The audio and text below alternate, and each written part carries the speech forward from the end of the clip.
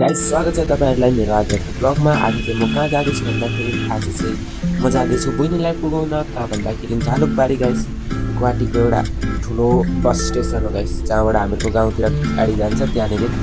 अनि अहिले चाहिँ पानी परेर जग्गाहरू चाहिँ एकदम दामी देखिँदैछ कि, त्यही भएर सानो एउटा क्लिप बनाऊ जस्तो लाग्यो अनि बनाएको गाइस। अनि म चाहिँ गाइस झालुकबारीसम्म मात्रै जान्छु, त्यहाँ चाहिँ नाना आउनुहुँदैछ बहिनीलाई लिन।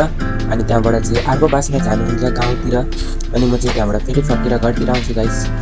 त्यसैले अब छिटो पुग्नुपर्ने छ गाइस, त्यही भएर चाहिँ कति ट्राफिक छ भन्ने कुरो चाहिँ भन्नै नपरोस्, किनकि यति ट्राफिक छ गाइस। हामीलाई छिटो पुग्नु पर्ने ट्राफिक देखेर चाहिँ टेन्सन लागिसक्यो कतिखेर पुगिन्छ भनेर, किनकि उहाँ बास छिटै आउँछ। त्यही भएर अहिलेसम्म गइपुगेकै छैनौँ। अनि माथि ट्राफिक पानी पर्नाले गर्दा बाटोहरू सबै ब्लक भएको छ गाइस, त्यही भएर ढिलो हुँदैछ।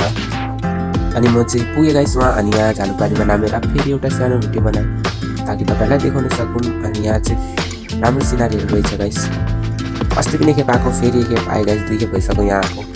अनि यहीँबाट चाहिँ बासमा चढेर घर जानुहुन्छ। अनि यहाँ चाहिँ कति राम्रो पोखरी पनि रहेछ, अनि त्यसको पनि भिडियो बनाएँ गाइस। यहाँ चाहिँ तलपट्टिबाट बासहरू उठाइरहेछ, अनि तपाईँले चाहिँ एउटा ठुलो सा पोखरी रहेछ। अनि यहाँ अटोहरू अब चाहिँ घर लागेको गाइस।